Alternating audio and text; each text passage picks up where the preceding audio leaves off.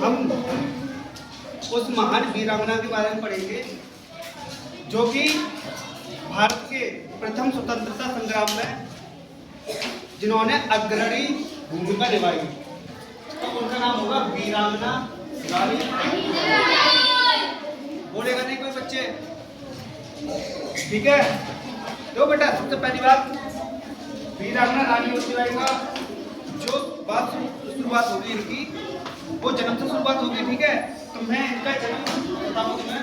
तो इनका जन्म हुआ बेटा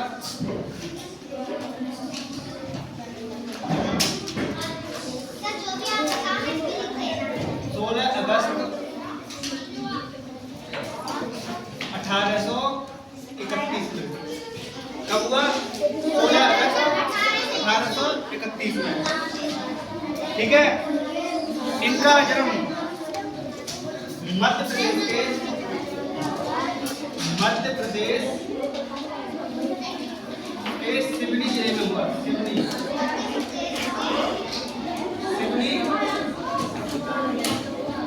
जिले में। कहाँ हुआ जन्म? मध्य प्रदेश के सिवनी जिले में। ठीक है, ए लड़के बताएं अभी डंडा लिखा है अभी। सिवनी जिले में हुआ था। ठीक है बेटा, इनके पिता का नाम था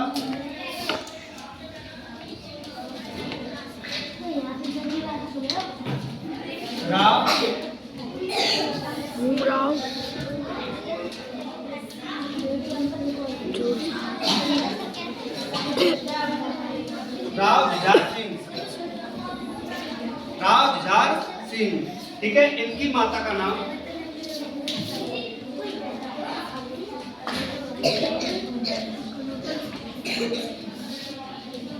कृष्णाबाई।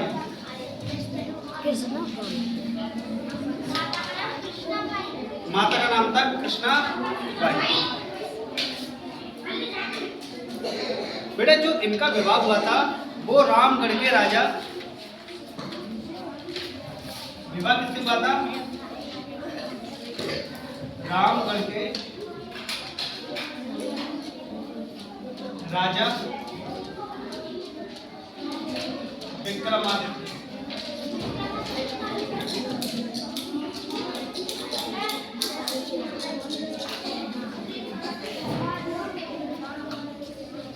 जो वीरांगना का रानी अवंतीबाई नाम दिया था वो दिया था विक्रमादित्य ने, राजा विक्रमादित्य ने। ठीक है, बात करें बेटा इनका जीवन कैसा रहा था। देखो ये बचपन में बहुत ही साहसी और निर्भीक महिला थी। बचपन में इन्हें घुड़सवारी तलवारबाजी सीख ली। ठीक है, इनके जो चर्चे थे बेटा बहुत दूर दूर होने लगे थे। ठीक है, तो इनका विवाह इनके पिता ने रामगढ़ के राजा विक्रमादित्य से कर दिया। ठीक हुआ ये बेटा, उस वक्त भारत के अंदर जो गवर्नर जनरल था वो था डलहौजी।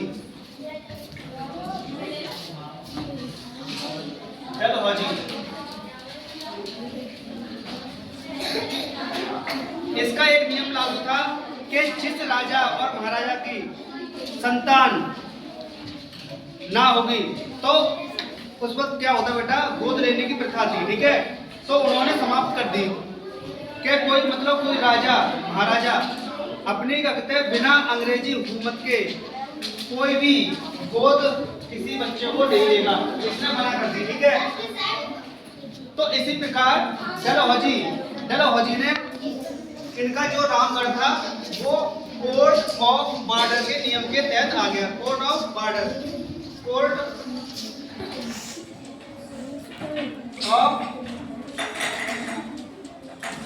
के अधीन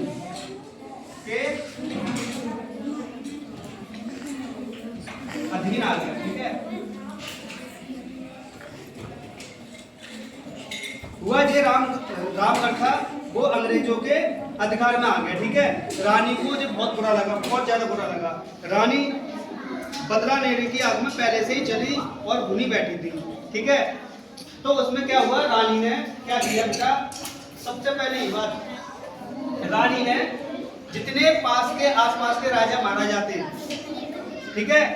उनको क्या किया उन्होंने, एक पोटली बनाई, पोटली में चूड़ी रखकर भिजवा दिया कि या तो देश के लिए लड़ने के लिए तैयार हो जाओ या अपना चूड़ी पहन के अपने चुपचाप से बैठ जाओ।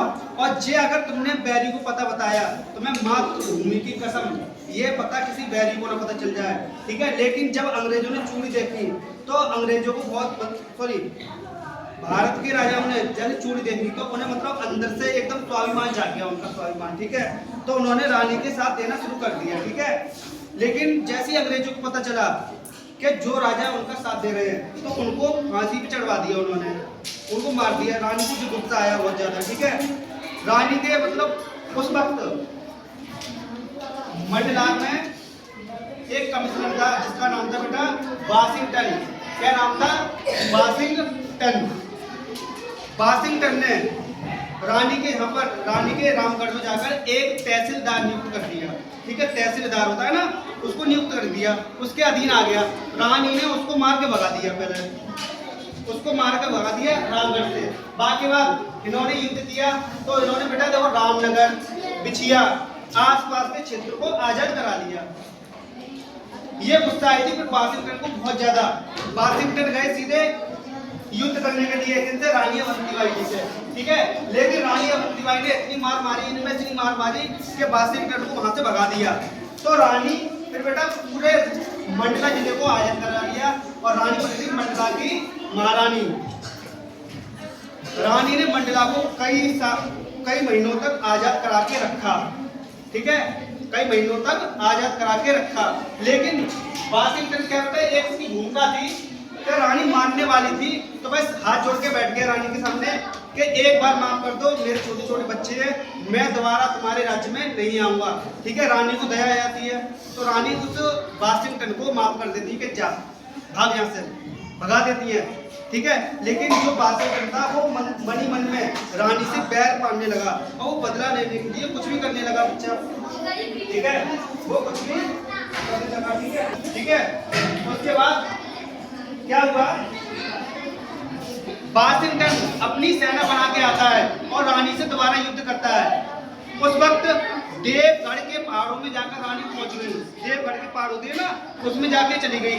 उसमें ही वाशिंगटन और वीरांगना अवंतीबाई की सेना आमने सामने आ गई। वीरांगना की सेना थी बेटा मात्र 5000 की सेना और उनकी सेना थी बहुत अधिक, कम से कम 20-25 हजार। रानी की सेना ने डट के मुकाबला किया।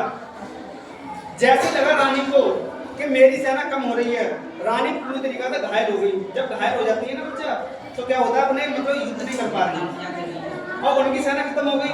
सेना खत्म होने के बाद रानी ने सोचा कि मैं मर जाऊंगी लेकिन इन अंग्रेजों के हाथ नहीं आऊंगी जिंदा।